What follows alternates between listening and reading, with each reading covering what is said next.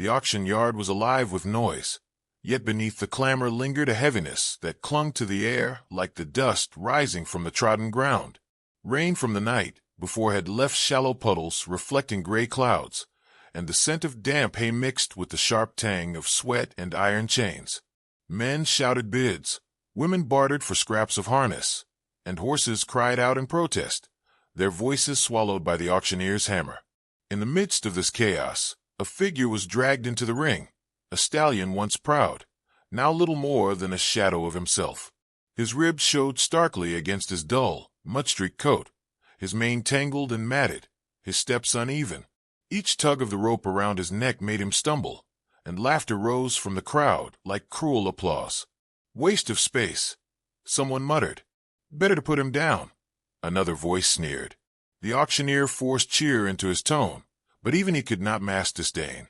Lot 27, fine stallion in his day. What do I hear? His words carried, yet no hands rose, no numbers rang out. The silence was heavier than mockery, for it confirmed the verdict. The stallion had no worth. Buyers shifted, some turned away, others spat in the dirt, uninterested. A man near the back called out with a grin, "Sell him for glue. He ain't worth the feed." The words drew laughter, harsh and final. Among the crowd stood a boy, no more than 14, his thin frame lost in a shirt 2 sizes too big, patched at the elbows and sleeves frayed. Barefoot, he hovered at the edge, hands shoved into pockets to warm against the chill. His eyes, however, were sharp, dark wells that missed nothing. He had come not to buy but to watch, to dream in silence as he often did. Yet when the stallion staggered beneath the weight of humiliation, the boy's gaze locked on him with something different from the jeers of others. He saw not bones or failure, but a flicker, faint, almost extinguished, of what might have once been strength. For a moment, it felt as though the world around him dimmed, sound drowned in a rush of pulse. The stallion lifted his head despite the rope cutting at his neck, and their eyes met. One broken, one overlooked. Recognition passed between them, fragile yet undeniable.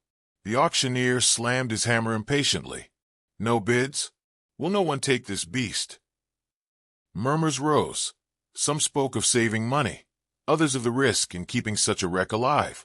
A few children pointed and laughed, mirroring their parents' cruelty. The boy shifted on his feet, torn between fear of ridicule and the pounding urge in his chest. He knew the rules. He had nothing, no right to stand here. But as he watched the stallion sway, ready to fall, something inside him refused to remain silent. "I'll take him," he said, his voice carrying farther than he thought it could. Heads turned sharply. A wave of laughter swept the yard, louder than before, more cutting. The auctioneer squinted, then chuckled. "You boy. With what coin?" The boy fumbled in his pocket and brought out a handful of dull copper coins, clinking against each other like fragile bones. It was all he had, saved from odd jobs, errands, scraps tossed his way. He held them tightly, though they seemed pitiful even to him. Still, his jaw tightened, and he lifted his hand. "This is enough," he said. "It has to be."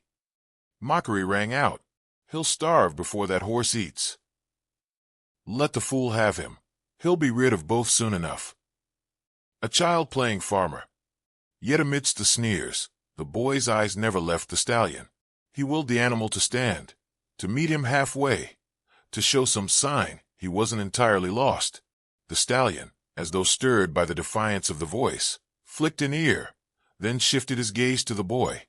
A faint light sparked within his dull eyes, so faint it might have been imagined. But the boy saw it, and that was enough. The auctioneer hesitated, torn between the absurdity of the offer and the pressing need to move on. He tapped his hammer against the podium, glancing around for a serious bidder. None came. "A few coppers," he muttered, shaking his head. "This is folly." "It's not folly," the boy whispered, though only he could hear his own words. It was something larger, though he could not name it. An instinct, a calling, perhaps even desperation shaped into courage. The silence stretched, heavy with disbelief. The boy's heart thudded against his ribs. He could feel the heat of 100 stares, mocking, pitying, waiting for him to falter. Yet he stood, coins trembling in his palm, resolve steady in his eyes. The stallion breathed heavily, each exhale visible in the cool morning air, and in that moment he seemed to stand taller, as though answering a call only he could sense. The auctioneer lifted his hammer slowly. "Sold," he said at last, his voice almost amused. The word cracked the tension, sending fresh waves of laughter through the crowd. The boy did not flinch. His fingers tightened around the coins, ready to surrender them for something far greater than money. The stallion was his now, his burden, his responsibility, his chance. He did not yet know what trials awaited, but as the rope was shoved into his hands and the weight of a dying stallion leaned into him, he felt both fear and triumph mingling in his chest. The men around him shook their heads. "He won't last the night. The boy will learn soon enough. Foolish waste."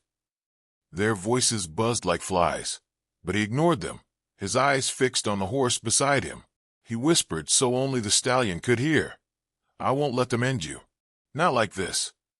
The stallion flicked an ear, shifting under the boy's grip, his body trembling, but his gaze steady on the child's face. For the first time since entering the ring, he did not look beaten. Something fragile, like a seed pressed into dry soil, had been planted. The boy didn't know if it would grow, but he knew one thing with absolute certainty. The story between them had only just begun, and as the crowd moved on to the next lot, the boy and the stallion stood together, small against the vastness of the world, bound by an unspoken promise that neither fully understood but both instinctively trusted. The auctioneer's hammer echoed again for another horse, but for them, it was the sound of a beginning. The boy's hands gripped the coarse rope as though it were both anchor and burden. The stallion leaned heavily against him, his body trembling from exhaustion, every step dragging as if weighted with iron. The laughter of the crowd still echoed behind them, carried on the wind like a curse. Dust clung to their skin, and the morning sun, once hidden by clouds, now broke through with a harsh glare, exposing every frailty in the creature he had claimed. Villagers who had lingered outside the yard pointed and whispered, some amused, some pitying, none willing to help. Their stares were arrows, but the boy kept walking, his bare feet burning against the rough ground, determination carved into his small frame. The path home stretched endlessly, each rut and stone a fresh obstacle. The stallion's legs buckled more than once, and each time the boy stopped, pressing his shoulder against the horse's neck, whispering encouragement. "Just a little further," he said, though he had no idea how much further they could go. His voice wavered with fatigue but carried a stubborn edge, as though by speaking hope aloud he could force it into existence. The stallion flicked an ear, nostrils flaring, then pushed forward another step, answering not with strength, but with stubbornness that mirrored the boy's own. Hours seemed to pass, though the sun had only climbed a fraction higher. Sweat stung the boy's eyes, but he did not wipe it away. His hands were too busy steadying the rope, guiding and pleading with his silent companion. At last, near the shadow of a half-broken fence marking the edge of a neglected pasture, the stallion stumbled and collapsed. Dust rose in a suffocating cloud. The boy fell to his knees beside him, panic rushing through his chest. The animal lay stretched, ribs heaving, sides slick with sweat.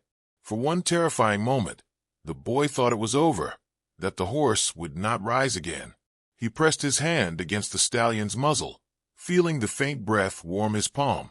Relief flooded him, though it was fragile, thin as thread. From his small satchel, he pulled a crust of bread and a dented tin cup. He dipped it into a puddle nearby, the water muddy but all he had. Holding the cup to the stallion's lips, he whispered, "Drink, please." The stallion's cracked tongue flicked at the water, swallowing in slow, painful gulps. The boy tore his bread in half, placing one piece on the ground before the horse. He chewed the other himself, hunger gnawing at him, yet he smiled faintly, for sharing made the meager meal taste less bitter. The stallion shifted, eyes flickering with faint light. He nudged the boy's hand, so gently that it startled him. For the first time, the boy felt something more than pity. He felt connection. He laid his forehead against the animal's coarse mane, closing his eyes, whispering promises he had no certainty of keeping. "I won't let you fall. You'll stand tall again. I swear it." The words were fragile, spoken more for himself than the horse. Yet the stallion remained still, as though listening. When evening's shadows lengthened, the boy coaxed him back to his feet. Step by halting step, they reached the boy's dwelling, a shack of weathered boards and a roof patched with tarps, more suggestion of shelter than home. He guided the stallion into a corner of the yard where dry grass clung stubbornly to the earth. The horse stood swaying, head bowed, but alive. The boy filled an old bucket with water, placed it before him, then sank onto the ground, his body trembling as much as the animal's. That night, beneath the dim glow of a lantern, the boy worked quietly. He pulled burrs from the stallion's mane, brushed dirt from his coat with ragged cloth, and wrapped a strip of old blanket around a cut on his leg. The stallion flinched at first, but the boy's touch was patient, unhurried, almost reverent. Slowly, the horse's breathing eased, though weariness still weighed heavy. When the boy finally lay on the hard ground nearby, he whispered, "Good night, friend," before sleep claimed him. Days passed, each one testing the fragile bond between them. At dawn, the boy rose to fetch water, offering the stallion the first sip before drinking himself. He scavenged scraps of hay from a nearby farm's discarded piles, carrying them back in his arms though his back ached. Each evening, he tended wounds, brushed dirt, and spoke softly of dreams no one else would listen to. The stallion began to respond in small ways, a flick of the ear at the sound of the boy's voice, a steadying of his trembling legs when the boy stood near, a gentle nudge against his shoulder as if to say, "I am still here." Yet not all eyes looked kindly on the strange pair. Neighbors scoffed when they passed, shaking their heads. "The boy's gone mad. That beast is cursed. No good will come of it." Their voices carried, but the boy pretended not to hear. In truth, the words gnawed at him in the dark hours of night, but each time doubt rose, he looked at the stallion and found reason to believe again. One afternoon, an old man from the village leaned against the fence, watching quietly. His hair was silver, his eyes sharp beneath heavy brows. After a long silence, he spoke, his voice rough with years. "That horse was once the pride of the valley. Ran like fire, they say. Belonged to a man with wealth enough to waste him. Drove him too hard, broke him down, then cast him aside." The boy listened, hands still busy brushing the horse's coat. The old man's gaze lingered on the animal, then shifted to the boy. "There's no coming back from such betrayal. Mark my words, child. He'll never be what he was." The boy met the man's eyes with quiet defiance. "Maybe he doesn't need to be what he was," he said. "Maybe he just needs someone who won't give up." The old man shook his head and walked away, muttering, but the boy felt stronger for having spoken. That night, as moonlight spilled across the yard, the stallion stirred. Without warning, he reared up, pawing at the air, a raw surge of wildness breaking through his weariness. The boy stumbled back, fear flashing in his chest, yet he did not run. His heart thundered, but his voice steadied as he called out, "Easy. I'm here."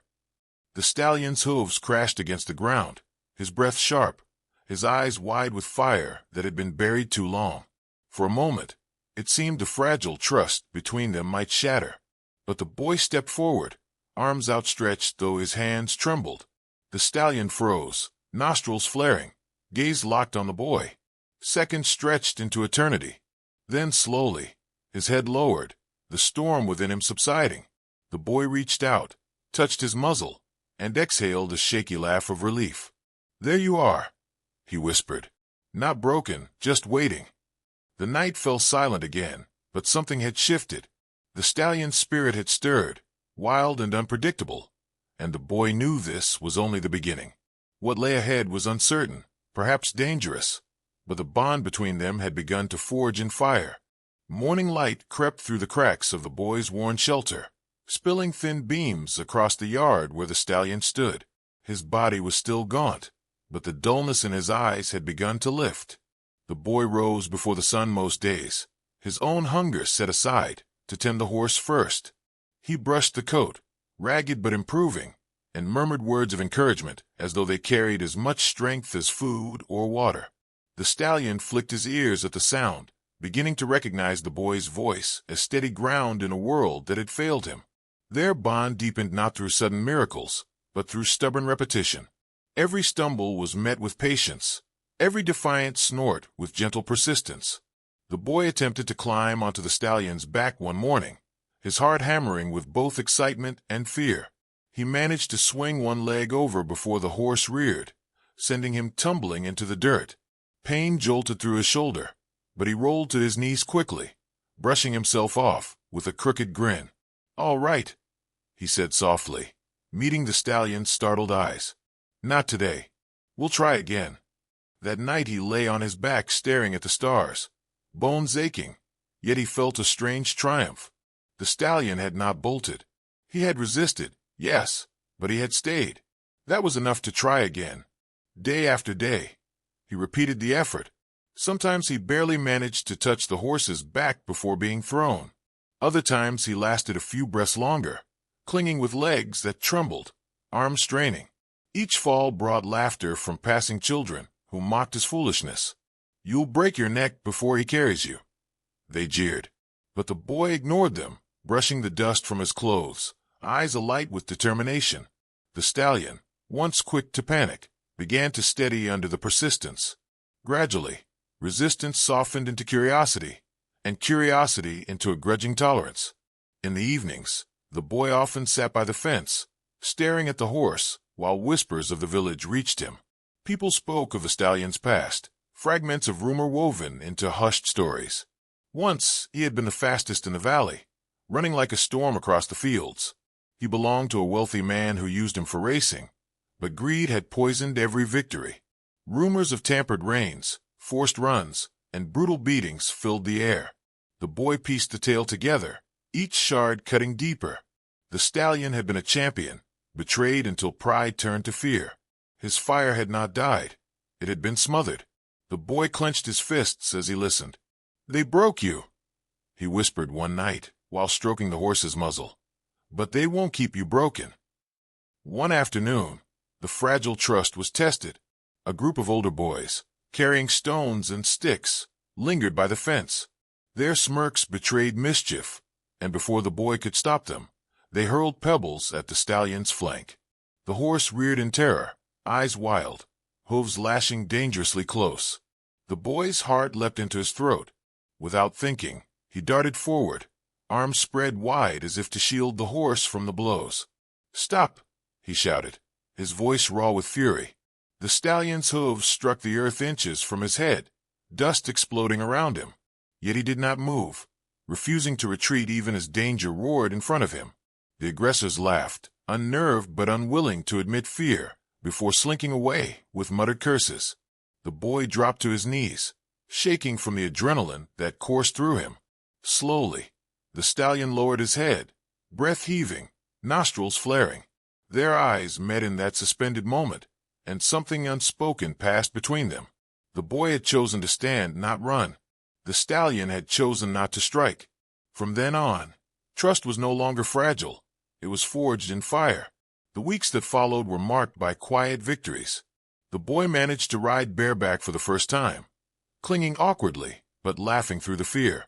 The stallion tossed his head, but did not throw him off. Together, they learned each other's rhythms, when to push, when to yield.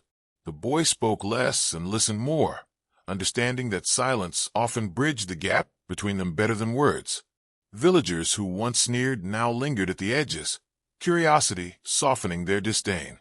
Whispers shifted from mockery to wonder, though pride kept admiration unspoken. Yet doubt never vanished completely. The old man who had once warned him returned one evening, leaning on his staff. He watched the boy ride in clumsy circles, his expression unreadable. "You think you can turn back the years," he said at last.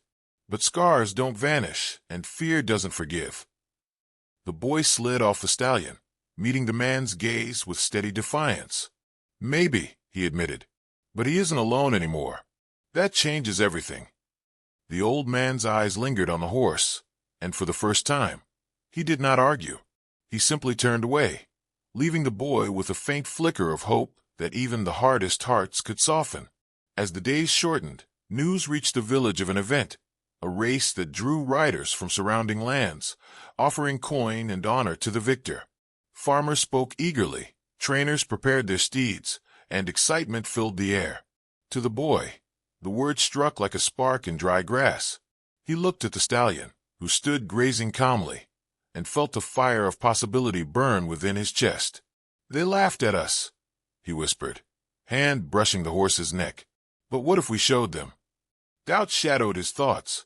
The stallion was still thin, his muscles only beginning to rebuild. The boy was no trained rider, no wealthy owner with resources to spare. But he had something else, faith forged in hardship, and a bond born of shared wounds. The idea refused to leave him, growing each night as he lay awake beneath the patched roof, staring at the stars. He could almost hear them whispering that destiny waited, daring him to believe. One morning, he led the stallion to the pasture and stood before him, eyes bright with resolve. "We'll try," he said aloud. "Not because we want their coin, but because they need to see what you still are, what we can be." The stallion raised his head, ears forward, as if he too felt the challenge settle into the air. The boy climbed onto his back, no saddle, no reins but a length of rope, and urged him forward. They stumbled at first, nearly falling, yet the boy laughed, urging him on. Dust rose beneath pounding hooves, the stallion's breath deepened, and for a fleeting moment, it was as though the broken champion of the past had returned. Villagers stopped to watch, their eyes widening, whispers chasing the pair like shadows. When they finally slowed, sweat darkening the horse's coat, and the boy gasping for breath, a hush lingered. The villagers said nothing, but their silence carried something new. Respect, reluctant and unsure, but real. The boy slid down, wrapping his arms around the stallion's neck, whispering fiercely, "We'll prove them wrong. All of them." That evening, as the sun dipped low and painted the fields in firelight, he sat beside his companion, heart racing with the weight of decision. The path ahead was perilous, and failure loomed like a specter, yet his resolve did not waver. The race was coming, and they would stand together, no longer as boy and broken horse, but as something stronger. The morning of the race dawned with a sky painted in shades of fire, streaks of crimson and gold stretching across the horizon. The boy woke before the first call of the roosters, his heart pounding in restless rhythm. He had not slept much through the night, turning over the thought of what lay ahead, imagining every stumble, every doubt, every cheer or jeer that might come. Outside, the stallion shifted restlessly, his breath clouding in the crisp air. He looked stronger now, though scars still marked his frame. His ribs no longer stood out so sharply. His coat carried a faint sheen beneath the rising sun, and in his eyes lived something the boy had waited to see since the day they first met, an untamed, unbroken fire. The boy brushed him slowly, his hand steady though his pulse raced. He spoke softly, words meant for the horse alone. "They think we don't belong here. Maybe we don't, but today we'll show them we can't be ignored." The stallion snorted, pawing at the dirt as if he understood, and the boy allowed himself a fleeting smile. He tied the rope around the horse's neck, makeshift reins born of necessity, and together they set out toward the village green, where the race would begin. Crowds had already gathered, voices buzzing with excitement. Children ran between stalls, men shouted wagers, and women clutched baskets as they pressed forward to see the spectacle. Horses far finer than the boys lined the edge of the field, sleek coats brushed to a mirror shine, muscles rippling under polished saddles. Their riders, clad in neat clothes, sat tall and confident, laughing with one another, certain of their chances. When the boy approached with his stallion, silence rippled through the crowd. Then laughter erupted. "The ragged child returns," someone jeered. "He'll be trampled before the first bend." Another voice scoffed. "That beast can barely stand, let alone race." The boy heard every word, felt every mocking eye burn against his skin, but he did not falter. He led the stallion to the line, head high, shoulders squared, though his stomach churned with nerves. The other riders sneered, one leaning close enough to whisper, "Step aside, boy. Don't humiliate yourself." The boy met his gaze with quiet defiance. "We'll see who's humiliated," he answered, climbing onto his horse's back with awkward grace. No saddle, no stirrups, only faith and grit. The announcer raised a flag, his voice booming across the field. "Riders, Ready yourselves. The course awaits, 3 laps around the meadow, and only the strongest will claim victory. The boy's hands tightened on the rope, his knees pressing against the stallion's sides. His heart hammered so loudly he thought it might deafen him. He leaned forward, whispering into the stallion's ear. For us. For every time they said we were nothing. The flag dropped. Hooves thundered, a wave of power surging forward as the race began. The stallion stumbled at the first stride, his thin legs quivering under the sudden demand. Gasps rippled through the crowd, and mocking laughter followed. But then the boy urged him gently, voice steady. Come on, you can do this. And the stallion found his rhythm. His stride lengthened, breath deepened, and together they surged forward, dust rising in a storm behind them. The first lap was brutal. The other horses surged ahead, their riders pressing them with practiced skill. The boy clung desperately, body swaying with every jolt, his hands burning against the rope. Stones scattered under pounding hooves, the air thick with grit. At the bends, rivals cut him off, forcing him wide, trying to push him back. Once a rider leaned over, attempting to shove him aside, but the stallion snapped his head fiercely, teeth bared, forcing the other horse away. The crowd roared, part in amusement, part in surprise. By the second lap, the stallion began to find his pace. His breathing steadied, muscles warming, stride smoother, stronger. The boy leaned low over his neck, every fiber of his being focused on balance and trust. That's it, he murmured. Show them what they threw away. The stallion's ears flicked back, catching his voice, and his pace quickened. They overtook one rider, then another, each pass greeted by gasps and cries from the crowd. No one laughed now. The final lap came, the air electric with anticipation. The boy's legs burned, his lungs screamed, yet he pushed all pain aside. The stallion thundered beneath him, sweat flying from his coat, eyes blazing with renewed life. Only 2 horses remained ahead, both powerful, both ridden by men who had mocked them most loudly. The boy urged his mount forward, and the stallion responded with a burst of speed that stunned the crowd. Side by side they raced, hooves pounding in unison, the finish line looming ahead. One rival tried to block, veering sharply, but the stallion swerved with grace born of instinct, slipping through a gap no one else dared attempt. The boy clung with every ounce of strength, heart exploding in his chest. The world blurred into dust and noise, the finish line drawing nearer, nearer, until in one final surge the stallion stretched forward, crossing with a triumphant roar. Silence fell. For a heartbeat, the crowd could not believe what they had witnessed. Then the field erupted in cheers, louder than any mockery that had come before. Men who had laughed now shouted in awe. Children who had sneered now clapped, with shining eyes. The boy slid from the horse's back, legs trembling, and threw his arms around the stallion's neck, tears streaking his dirt-stained face. "We did it," he whispered fiercely. "You're not broken. You never were." The announcer declared them victors, though coin and prizes meant little in that moment. What mattered was the silence in the eyes of those who had doubted, replaced now with respect. The old man with silver hair stood at the edge of the crowd. His gaze softened, and for the first time he nodded, slow and deliberate. The boy met his eyes, then turned back to his companion, knowing that their true victory was not over others, but over despair itself.